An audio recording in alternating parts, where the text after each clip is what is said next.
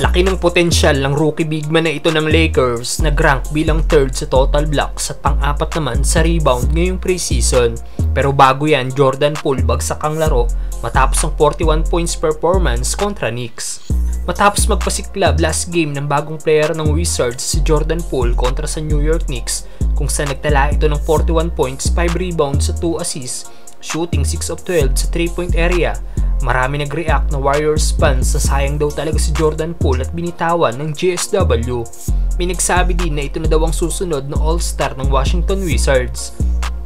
Ngayon bagsak nga po ang laro ng nasabing guard kontra Raptors. Dahil after magtala ng 41 points last game, 7 points nga lang po ang nagawa ni Jordan Poole, kung saan sa 15 tira nito, isa lang dito ang kanyang naipasok. Samantalang sa 6 na 3 points attempt niya, ni isa, wala siyang naipasok dito. Kaya naman marami nag-react sa naging larong ito ni Poole.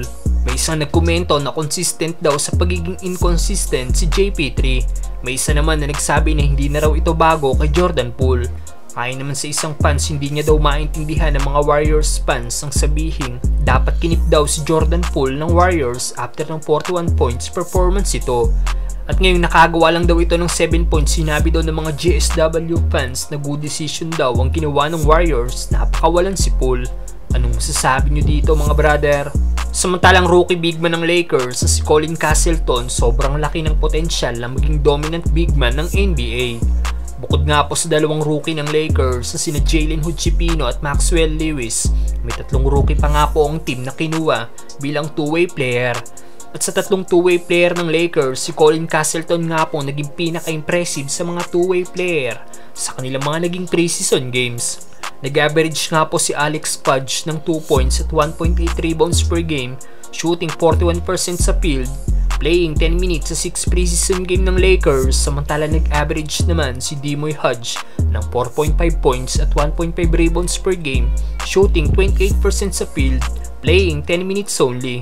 Samantala ang big man na si Castleton ay nag-average ng 5.5 points, 5.3 rebounds at 1.5 blocks per game, shooting 51.7% sa field, playing 13.3 minutes.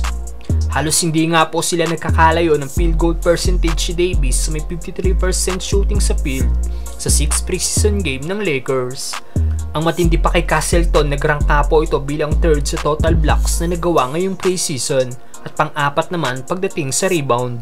Meaning malaki talaga ang potensyal ng rookie big man na ito ng Lakers. Solid stat na naman ang ginawa ni Castleton sa naging laban nila sa Suns, kung saan nakagawa ito ng 9 points, 3 rebounds, 3 assists at 1 block, shooting 80% sa field. May mga nagsasabi din na parang si Castleton daw si Ivica Zubac na big man na na-drop ng Lakers. Anong masasabi nyo sa laro ni Colin Castleton mga brother?